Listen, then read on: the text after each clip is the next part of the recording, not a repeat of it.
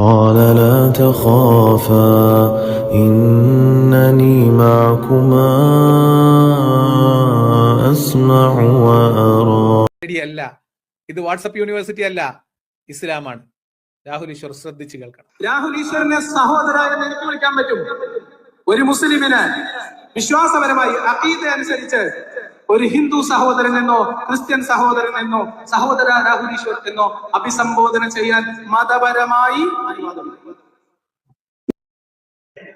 Okay, ഇതിനകത്ത് പറയുന്നത് ലിയാഖത്തിലേക്ക് വേണമെങ്കിൽ രാഹുലിനെ സഹോദര എന്ന് വിളിക്കാം.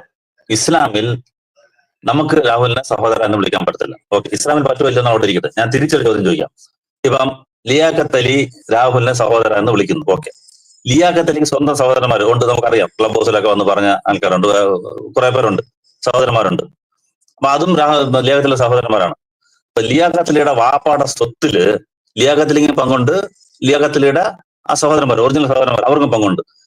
ആ അർത്ഥത്തില് രാഹുലിനെ സഹോദരൻ എന്ന് വിളിക്കുന്നുണ്ട്. ആ സ്വത്തില് ലിയാഖത്തിന് പങ്ക് കൊടുക്കുകയില്ല. രാഹുലിന് ലിയാഖത്തിലിയുടെ പിതാവിന്റെ സ്വത്തില് രാഹുലിന് ലിയാഖത്തിൽ പങ്ക് കൊടുക്കുക.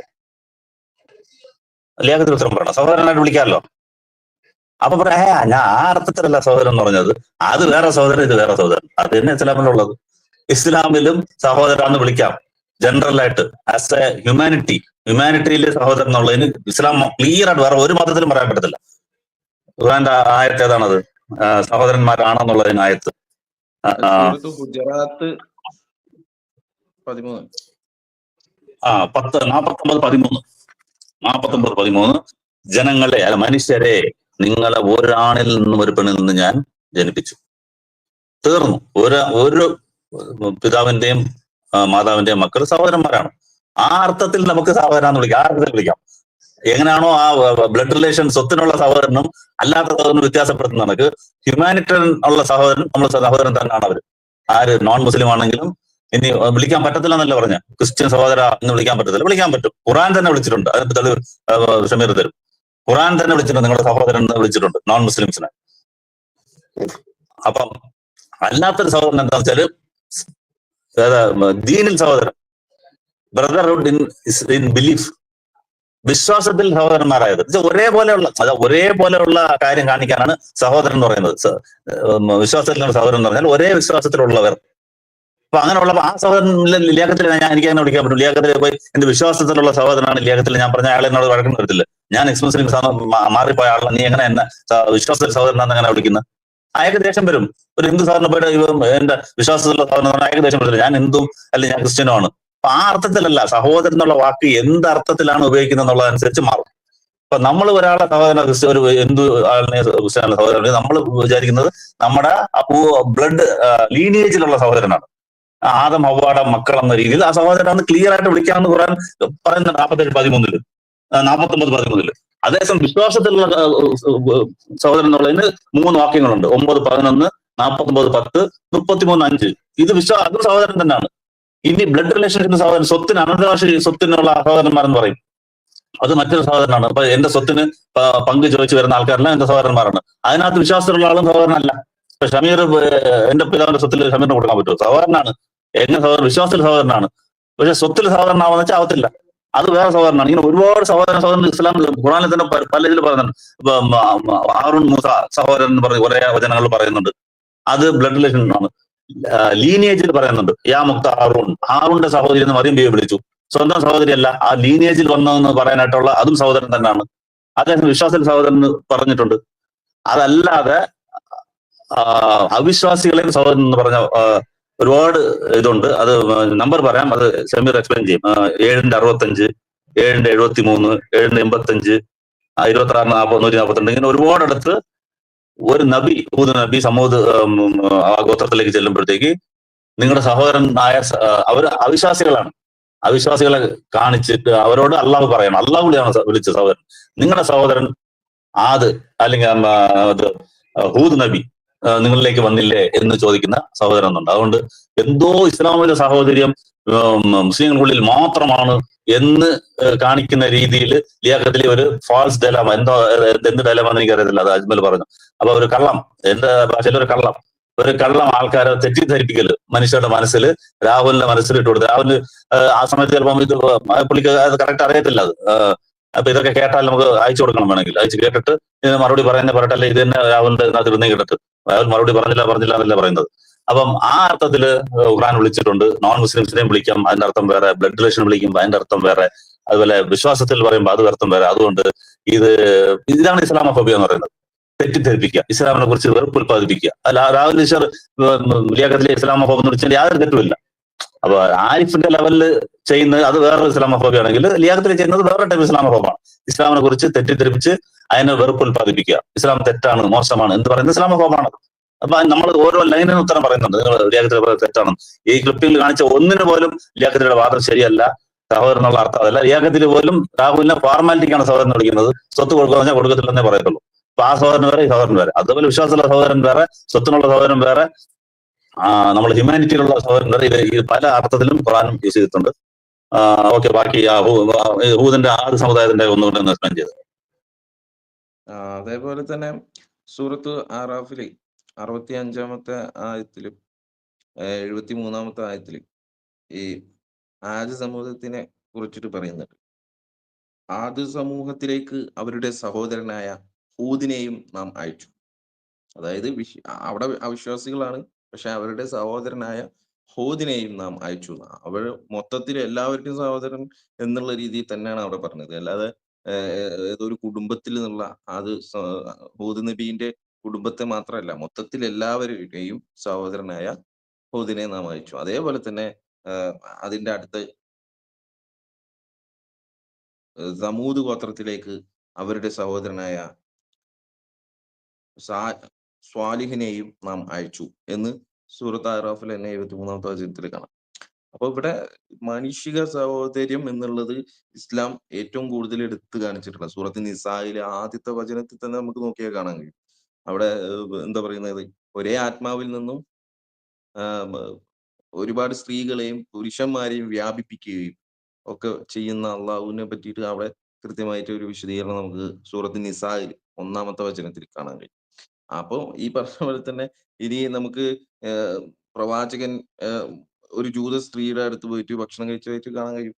അതേപോലെ തന്നെ അതിന് ശേഷം നമുക്ക് പല ഉദാഹരണങ്ങൾ നോക്കി കഴിഞ്ഞാൽ ഇബ്നു ഉമർ റളിയല്ലാഹുവിന്റെ ഒരു സംഭവം എടുത്തു കഴിഞ്ഞാൽ അദ്ദേഹത്തിന്റെ വീട്ടിലേക്ക് ഒരു ജൂതൻ വന്നു. അപ്പോ അവർക്ക് ഭക്ഷണം കൊടുത്ത് അവിടെ താമസിപ്പിക്കുന്നതൊക്കെ ആയിട്ട് നമുക്ക് കാണാൻ കഴിയും. അവിടെ പറയുന്നുണ്ട് എല്ലാവരും ആദമിന്റെ മക്കളാണ് എന്ന് പ്രവാചകൻ പഠിപ്പിച്ചിട്ടുണ്ട് എന്ന് പറയുന്നതായിട്ട് കാണാൻ കഴിയും. അങ്ങനെ നമുക്ക് ഓരോ കാര്യങ്ങള്, ഓരോ സംഭവങ്ങളൊക്കെ ഇങ്ങനെ എടുത്തു നോക്കി കഴിഞ്ഞാൽ തന്നെ ഇത് ഇയാള് എന്തോ വേറെ ഏതോ ഒരു സംഭവം എടുത്തിട്ടാ. അപ്പൊ ഉദാഹരണത്തിന് ചില പണ്ഡിതന്മാരായിട്ടുള്ള ചില ആളുകൾ പറയുന്നുണ്ട്, അത് ഈ ആയത്തല്ല, വേറൊരു ആയത്ത് മുസ്ലിങ്ങളായിട്ട് ബന്ധപ്പെട്ടിട്ടുള്ള അവര് തമ്മിലുള്ള സാഹോദര്യത്തെ കാണിക്കുന്ന സംഭവമാണ് പറയുന്നത്. അല്ലാതെ മാനുഷിക സാഹോദര്യം തീരെ ഇല്ല എന്നുള്ള രീതിയിലല്ല. നമ്മളുമായിട്ട് നല്ല രീതിയിൽ നിൽക്കുന്ന ആളുകളെല്ലാം നമ്മൾ സഹോദര എന്നുള്ള രീതിയിലാണ് വിളിക്കുക. അതേ സ്ഥാനത്ത് ഈ ലിയാഖത്തിനെ എന്നും ഒരാൾ ദ്രോഹിച്ചുകൊണ്ടേയിരിക്കുകയാണ്. അയാളെ കയറിയിട്ട് സഹോദര എന്ന് വിളിക്കും. ഇയാള് പോണ വഴിക്ക് ഇങ്ങനെ ദ്രോഹിച്ചുകൊണ്ട് നിൽക്കുന്ന ഒരാളെ പോയിട്ട് ലിയാഖത്ത് പോയിട്ട് സഹോദര എന്ന് ഇങ്ങനെ വിളിച്ചു നടക്കും? ഇല്ലല്ലോ. എനിക്കെന്റെ വഴി, ഗുഡ് ബൈ എന്നാണ്. ഇതേ നിലവാരത്തിൽ ആരിഫ് പോകുന്ന കാലത്തോളം ആരിഫുമായിട്ടുള്ള എല്ലാ ബന്ധങ്ങളും അവസാനിപ്പിച്ചതായിട്ട് ഒരിക്കൽ കൂടി പ്രഖ്യാപിക്കുന്നു. അതിന് കാരണമായിട്ടുള്ള ആരിഫ്, പിന്നെ അവസരം ഉണ്ടാക്കി തന്ന ആരിഫിന് പ്രത്യേകം നന്ദി പറയുന്നു. ബാക്കി എല്ലാവർക്കും, അഭിപ്രായം പറഞ്ഞവർക്ക്. അപ്പൊ ഇതുമൊക്കെ ഒരുപാട് വ്യത്യാസങ്ങളുണ്ട്. അതേപോലെ തന്നെ പ്രവാചകൻ നബി സല്ലല്ലാഹു അലൈഹി വസല്ലമ തായിഫിലേക്ക് പ്രബോധനത്തിന് പോയ സമയത്ത് അവിടെയുള്ള ആളുകൾ എന്താ ചെയ്ത്, നബിയെ കല്ലെറിഞ്ഞ് ഓടിച്ചു.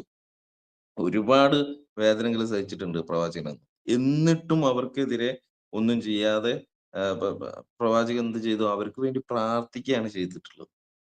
അപ്പൊ നമ്മൾ ആ രീതിയിലാണ് നമ്മളെല്ലാം കാണുന്നത് എന്ന് മനസ്സിലാക്കുക. ഈ വിഷയത്തിൽ ഇതാണ് എനിക്ക് പറയാനുള്ളത്. ഇനി അജ്മൽ എന്താ ആഡ് ചെയ്യണ്ടേ? ഇതില് ലിയാഖത്തില് ഒരു 3 വർഷം മുമ്പ് നടന്ന നമ്മുടെ ഖത്തർ വേൾഡ് കപ്പില് ഒരു നമ്മുടെ ഇവിടെ ചോദിക്കുന്നുണ്ട് പല ഭാഗത്തു നിന്ന് വന്ന ആൾക്കാർ എങ്ങനെ നമ്മൾക്ക് ഒരുമിച്ച് കൂട്ടാമെന്ന് ചോദിക്കുമ്പോൾ ഖുർആനിലെ ആയത്ത് ഓതിയിട്ടാണ് അന്ന് എന്ത് ചെയ്തത്. ഒരേ ഒരേ മാതാപിതാക്കളുടെ മക്കളാണ് എന്ന് പറഞ്ഞിട്ടാണ് എന്ത് ചെയ്തത് നമ്മൾ ഒറ്റ സമൂഹമാണ് എന്നുള്ളതാണ് ഖുർആന്റെ മൊത്തത്തിലുള്ള ഒരു കാഴ്ചപ്പാട്. അപ്പൊ അതില് Instead of seeing another way, we dismissed it and demanded our own way. And now the world feels even more distant and divided. How can so many countries, languages, and cultures come together if only one way is accepted? يا أيها الناس إنا خلقناكم من ذكر وأنثى وجعلناكم شعوبا وقبائل لتعارفوا إن أكرمكم عند الله أتقاكم. We were raised to believe that we were scattered on this earth as nations and tribes, so we could learn from each other and find beauty in our differences. നമുക്ക് സഹോദരങ്ങൾ തന്നെയാണ്.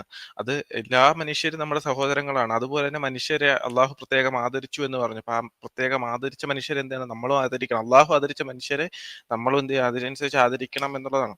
പക്ഷെ ഈ ലിയാഖത്ത് അലി പറയുന്നത് പോലെ ലിയാഖത്ത് അലിക്ക് എങ്ങനെയാണ് പറയാൻ പറ്റുക ഇത് ഒരു സഹോദരങ്ങളാണ് എന്നുള്ളത്? അത് എന്തിന്റെ അടിസ്ഥാനത്തിലാണ്? അതിന്റെ ഒരു വിശദീകരണം ലിയാഖത്ത് അലി ഒന്ന് പറയണം. മനുഷ്യത്വം എന്നൊക്കെ ആണെങ്കിൽ അതിന്റെ അടിസ്ഥാനം എന്താണ്? ലിയാഖത്ത് അലിക്ക് എന്താണ് നമ്മുടെ രാഹുൽ ഈശ്വറിനെ സഹോദരനായിട്ട് കാണുന്നതിന്റെ അടിസ്ഥാനം എന്താണെന്ന് ലിയാഖത്ത് അലി ഒന്ന് പറയണം. പിന്നെ രണ്ടാമത്തെ ഇത് ലിയാഖത്ത് അലി പറഞ്ഞത് ആദർശ സഹോദരങ്ങളാണോ? അങ്ങനെയാണെങ്കിൽ ഞാൻ ചോദിക്കട്ടെ, ലിയാഖത്ത് അലിയുടെ ആദർശ സഹോദരനാണോ നമ്മുടെ രാഹുൽ ഈശ്വർ?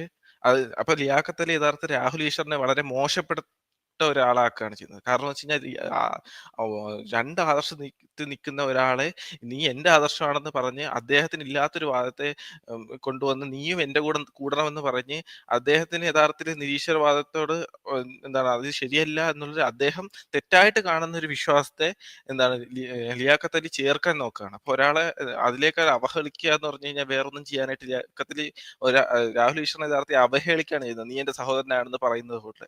അതായത് ഇപ്പൊ ഏതുപോലെയെന്ന് വെച്ച് കഴിഞ്ഞാല് ഇപ്പൊ വേറൊരാളെ ഞാൻ എന്റെ കുടുംബത്തിൽ എന്റെ സഹോദരനാണ് എന്ന് പറയുന്നത് പോലെ, അത് എനിക്ക് സ്വന്തമായിട്ട് അല്ലെങ്കിൽ അദ്ദേഹത്തിന് സ്വന്തമായിട്ട് വാപ്പായുമായി ഉണ്ടെങ്കിൽ നീ അല്ല എന്റെ സഹോദരനാണെന്ന് പറയുകയാണെങ്കിൽ അത് അദ്ദേഹത്തിന് അവഹേളിക്കല്ലേ? അപ്പൊ അതുപോലെ അല്ല യഥാർത്ഥത്തിൽ ലിയാഖത്ത് അലി അവിടെ ചെയ്തത് രാഹുൽ ഈശ്വറിനെ അവഹേളിക്കുകയാണ് ചെയ്തത്. കാരണം രാഹുൽ ഈശ്വർ ഒട്ടും ഇഷ്ടപ്പെടാത്ത ഒരു സമൂഹത്തിലേക്ക് രാഹുൽ ഈശ്വറിനെ ചേർക്കാനായിട്ട് എന്ത് ചെയ്യാണ് ലിയാഖത്ത് അലി നോക്കുകയാണ് ചെയ്തത്. അപ്പം യഥാർത്ഥത്തില് രാഹുൽ ഈശ്വറിനെ എന്താണ് നിങ്ങൾ വേറെ മുസ്ലിങ്ങൾ നിങ്ങളോട് എതിരാണെന്നല്ല യഥാർത്ഥത്തിൽ ലിയാഖത്ത് അലി ശ്രമിച്ചത്. ലിയാഖത്ത് അലി രാഹുൽ ഈശ്വറിനെ അപമാനിക്കുകയാണ് ചെയ്തത് എന്നുള്ളതാണ് എനിക്ക് അതിനകത്ത് മെയിനായിട്ട് പറയാനുള്ളത്. അപ്പൊ രാഹുൽ ഈശ്വർ മുസ്ലിങ്ങൾക്കെതിരെ സംസാരിക്കാൻ ശ്രമിച്ച് എതിരെ ആക്കാൻ ശ്രമിച്ച ആളെ യഥാർത്ഥത്തിൽ അപമാനിക്കുകയാണ് ചെയ്തത്. അതെ. പിന്നെ വേറൊരു ആംഗിളിൽ പുള്ളി തെറ്റിദ്ധരിപ്പിക്കുന്നതെന്ന് വെച്ചാല് ഇസ്ലാമിന്റെ ഉള്ളിൽ മാത്രമാണ് സാഹോദര്യം എന്ന് പറഞ്ഞിട്ട്, ഇപ്പം എക്സാമ്പിൾ ഒരു അൺടച്ചബിലിറ്റി നമുക്കതില്ല, തൊട്ടുകൂട്ടായ്മ എന്നുള്ളത് നമുക്കില്ല. ഇസ്ലാമിൽ എല്ലാ മുസ്ലിങ്ങളും ഒന്നാണ്, എല്ലാ മനുഷ്യരും ഒന്നാണ് നമ്മൾ കാണുന്നത്. അത് ഇസ്ലാമിന്റെ ഉള്ളിലും വെളിയിലും നമ്മളത് പാലിക്കും.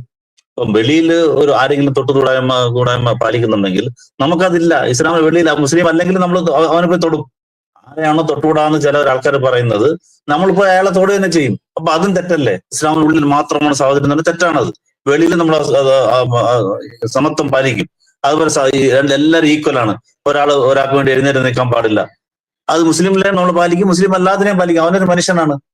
അവന്റെ ആ സീനിയോറിറ്റി അനുസരിച്ച് നിൽക്കും. അല്ലെങ്കിൽ അവൻ നമുക്ക് വേണ്ടി അവൻ എഴുന്നേൽക്കണം നമ്മൾ വിചാരിക്കത്തില്ല. നമ്മൾ അവന് വേണ്ടി എഴുന്നേറ്റ് നിൽക്കത്തില്ല.